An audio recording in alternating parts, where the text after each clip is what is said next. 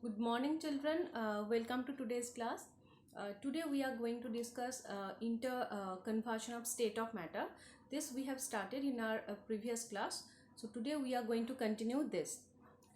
So first of all, a very common example we are going to discuss, that is water. Three states of water are there, that is ice,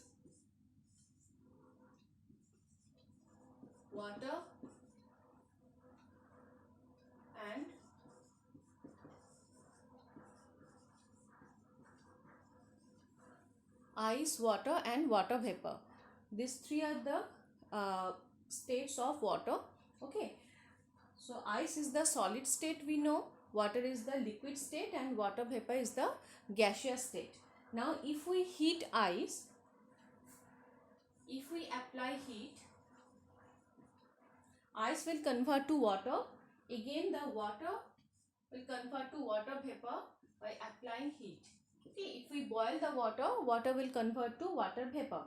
Okay, so from solid we are getting the liquid, that is water, and from the liquid we are getting the gas, that is water vapor. Now again, so let me write down the states. This is solid, ice is the example of solid, water is liquid, whereas water vapor is gaseous state. Now we can come back, come back to the ice again. If we go reverse, that means if we just reverse the steps, or if we just reverse the process, that means here we have heated the water to get the water vapor. Now if we cool it down, if we cool down the water vapor, then this will convert to water. In the same manner, if we cool down the water, it will convert to ice. That means one state to another state we can convert, and again we can come back to the original state. So this kind of this type of process we will call as interconversion of state of matter. Okay, so this was the example with water we have seen. Now another example, that it's again a very common example, that is melting of candle wax. Okay, if we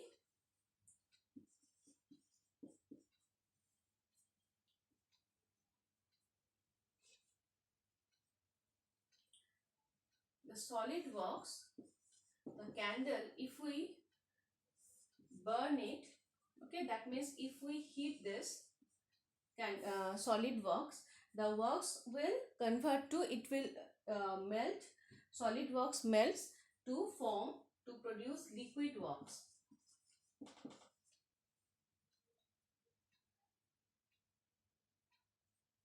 Okay, this is liquid wax which we are getting after the solid wax melts to get the liquid wax. Again the liquid wax, when it will lose, it will cool down, that means its temperature will decrease. Okay, if we keep it in open in this manner only, it slowly, gradually it will release the heat. Okay, and the liquid wax come back to the solid wax again. So this is again a interconversion of state of matter. Okay, here solid wax, by heating we are converting it to the liquid wax, and again the liquid wax, when it's releases heat, or when it's getting cooled down, we will get the solid wax again. Okay, so this is another example of interconversion of state of matter. But here in both the cases, for water, this conversion of water, ice to water vapor, and conversion of the solid wax to liquid wax, this melting of solid wax, and again the liquid wax is getting solidified and to form the solid wax. In both of this conversion we are getting, this is a physical change, we will say, because here for water also the composition will remain same. Okay, the same composition, its chemical composition is not changing. Okay, it's only the particles. Why this change will take place, that we are going to explain now. So here ice we will represent as H2O. Okay, this is the molecular formula, or the chemical composition, we will say. Chemical composition of ice is H2O. For water also we will use the same, because its composition is not changing, it's uh, remaining the same water. Okay, same H2O. And for water vapor also we will write it as H2O. So in each case of ice, water and water vapor, we can observe that the internal structure, or the chemical composition of water is not changing at all. Okay, it's remain the same thing only, same matter, only its state is changing. Okay, so for solid works also its composition will remain same when it converts to liquid works. Okay, the composition is remaining same. Here also no chemical change is taking place. It's a purely physical change. Okay, only the appearance is changing, its state is changing, but the substance is remaining the same. Okay, from the it's from inner structure and all of the chemical composition is remaining same. Now why this change take place? So we will discuss this with the uh, first example only, water. Or we can, in general we can take the example of, we can call it as solid, liquid and gas. Okay, solid, liquid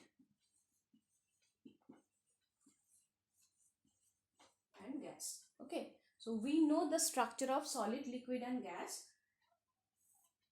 In solid substances the particles are very tightly packed,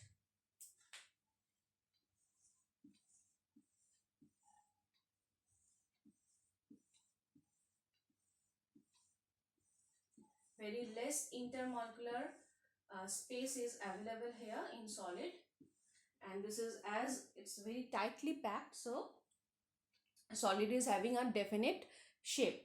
Whereas for liquid we can draw it in this manner.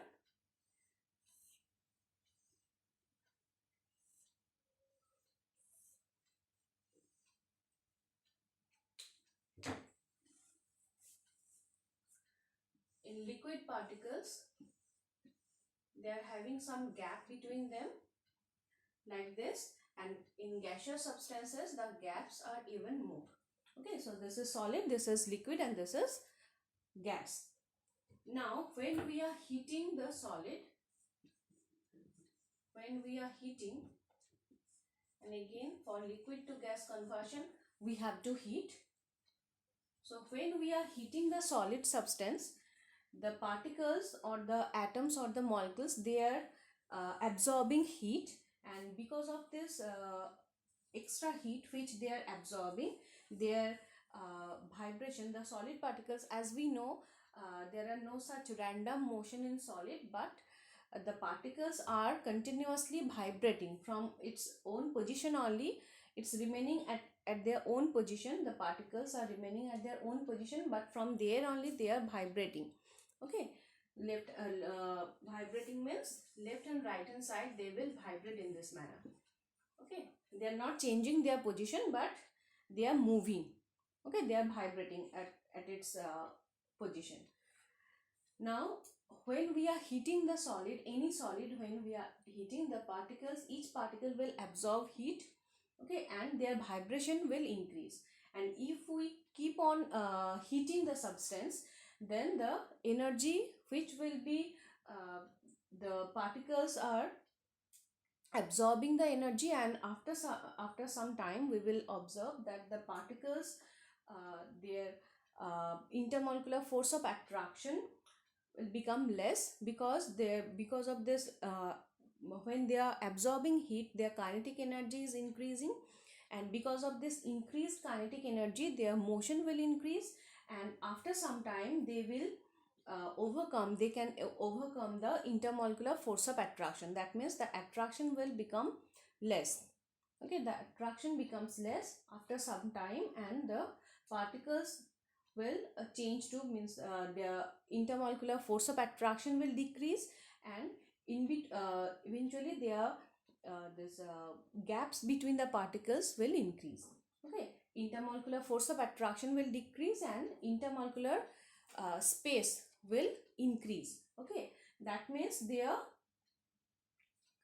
getting the structure of the solid. That means they are getting the this, as the solid particles are arranged, that arrangement, this as the liquid particles are arranged in this manner, the more intermolecular space in between them and less intermolecular force of attraction. So that structure the solid particles are, the solid molecules or the particles are getting after absorbing the heat. Okay, the same thing happens if we keep on heating the liquid state now. Okay, the solid is converting to the liquid, and we are applying the heat. Okay, continuously we are applying heat to that particular matter. Okay, now the liquid form will absorb the heat, and in the same manner, in between them, in between the particles, the intermolecular force of attraction will decrease even more, and the intermolecular space will increase even more. That means they are converting to the gaseous state now. So gradually from solid to liquid to gas, in this conversion will happen. Okay, this conversion we can observe because of the application of heat here. Okay, now this just the reverse thing we will observe if we cool down the gas. That means we are applying just the opposite, we are applying the opposite process only. Okay, so the gaseous substances, when we are cooling it down, the particles will come closer. That means they are losing their temperature, and as temperature is directly proportional to kinetic energy, so by decreasing temperature we are decreasing the kinetic energy, and because of this less kinetic energy, the particles cannot move much. They will come closer, and their intermolecular force of attraction will increase in this manner, and intermolecular space will decrease. Okay, so gaseous substances are converting to the liquid state now.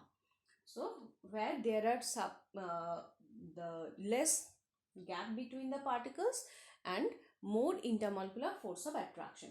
Now again, if we keep on cooling this liquid state of the matter, then the particles will come even more closer, and their intermolecular force of attraction will increase, and in this, at this stage, the liquid state will convert to the solid state again. That means the conversion of liquid to solid to liquid to gas we have seen by application of heat, and again the reverse we can observe if we cool down the substances, cool down the gaseous gas, liquid, and we are after this process we are going to get back the solid again. Okay, so in this manner the interconversion of state of matter occur. Now another term which we are going to read here, that is sublimation. So this is a new term to you all. Sublimation means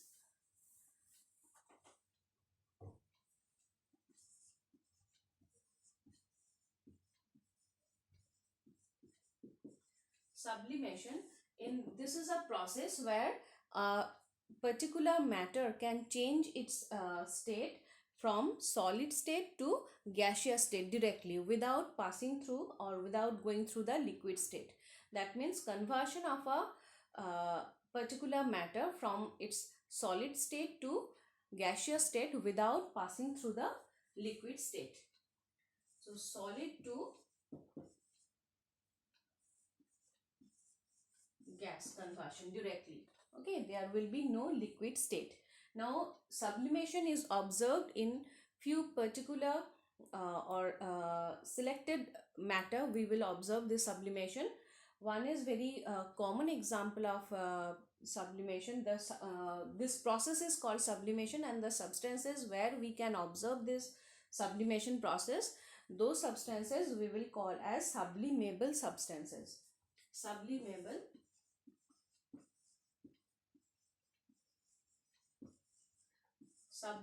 substances.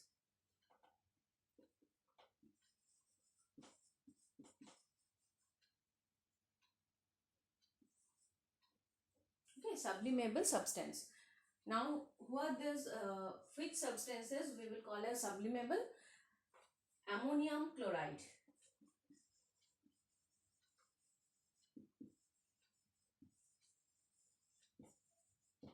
Ammonium chloride is a very common example of the sublimable substance. We have iodine. Okay, iodine also can sublime. Benzoic acid is there. Camphor, naphthalene. Camphor is a very common example of this kind of sublimable substance, which we have in most of us. We have seen that we generally have this at our home. So camphor, naphthalene is there. Okay, so these are sublimable substance. If we heat the substances from solid state directly, they will convert to the liquid state. Directly they will convert to the gaseous state without passing through the liquid state.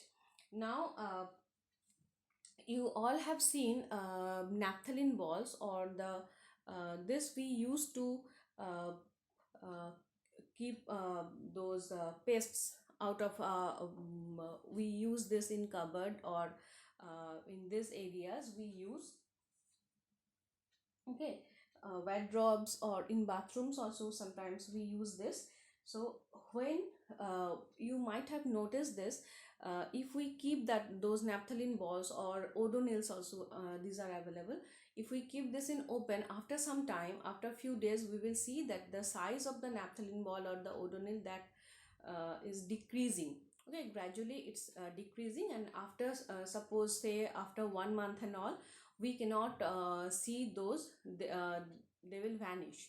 Okay, so because of this sublimation, their sublimation will occur in these substances, and they will sublime. They will, the solid state of this will convert to the gaseous state, and their size will decrease gradually. Okay, so these are the substances where we can observe sublimation. Activity is there on this. So how we can observe this sublimation? If we take in a test tube, we are going to take some ammonium chloride. Here they have taken ammonium chloride, but instead of this we can take iodine also, or any other sublimable substance we can take here. So in a test tube we will take this. Suppose this is a test tube. Okay, here in this we are going to take this ammonium chloride. Okay, the solid ammonium chloride. This is white crystalline solid. So this we will take, and with a glass so let me draw this once again.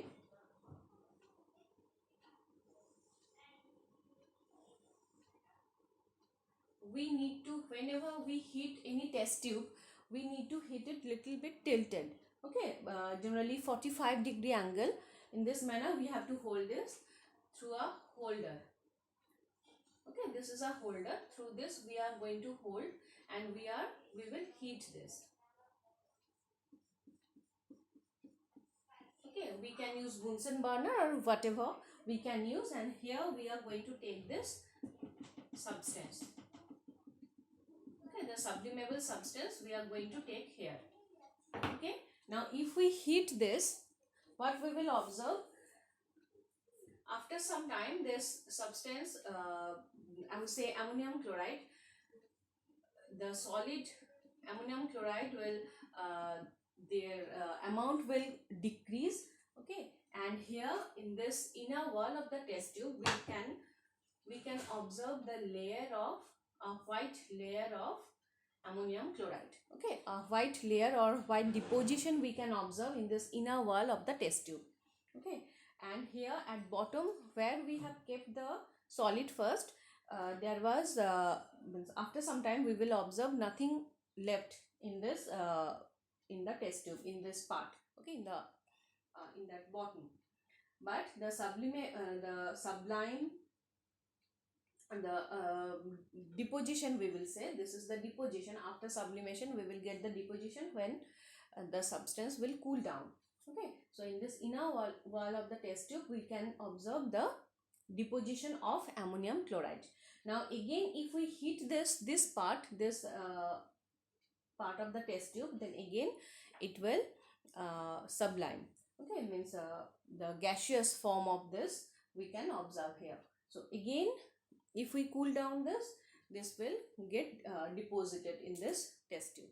So this process is always it will change. Okay, means from solid state to gaseous state we can get, and again if we cool down we will get the from the gaseous state, means from solid state we are going to get the gaseous state. Again, when the gaseous state will cool down, we will get back the solid state again. So this conversion will never end.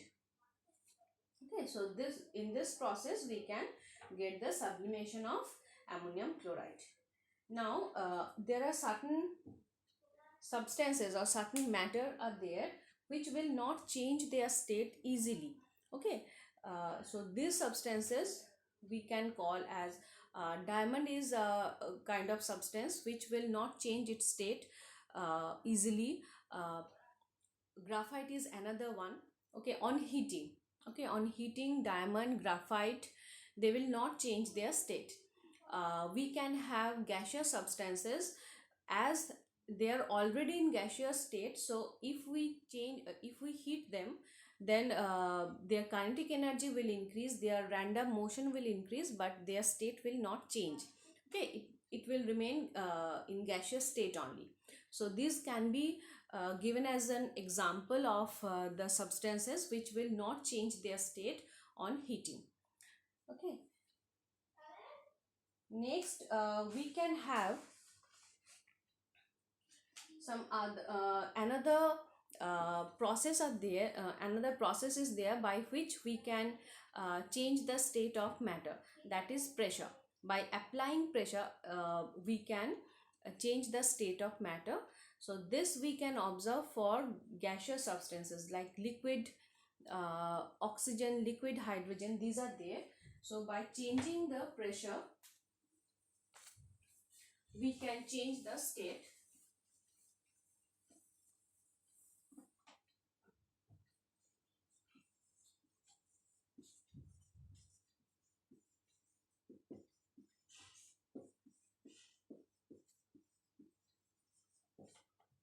By changing pressure. So we have liquid form of these gases, liquid hydrogen,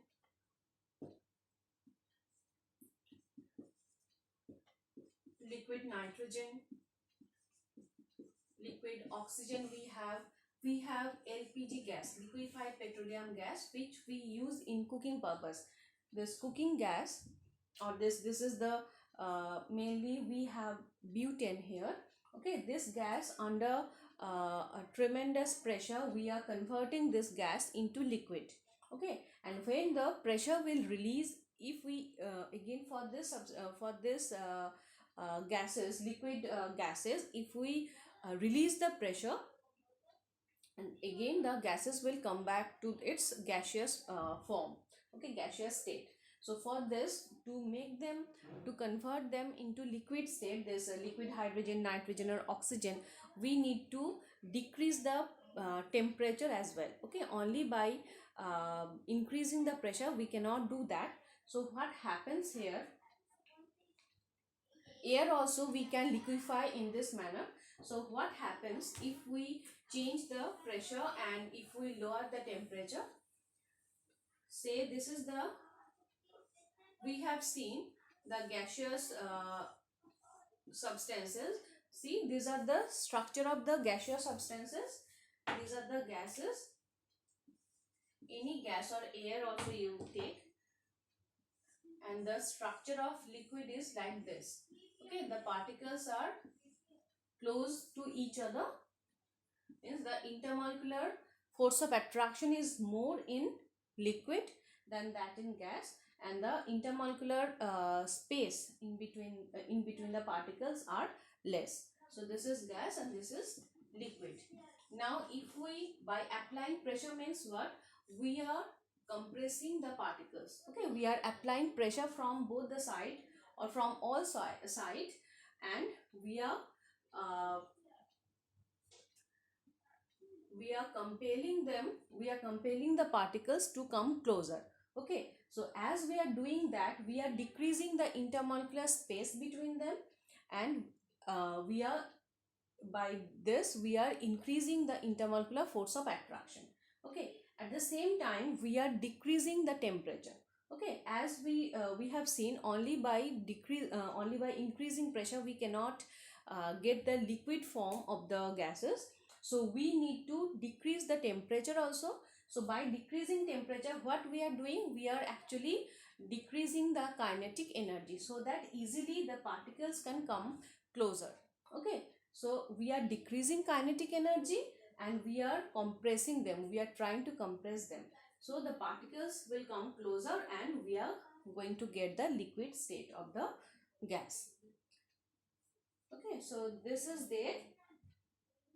We have, in the core of earth, we have the there under pressure and temperature is their temperature is high, but a tremendous pressure is there, and because of this pressure, and the very those rocks and all, they are in liquid form. Okay, when we are, the volcanic eruption will be there, we can the lavas will come out from this, and they are in molten form.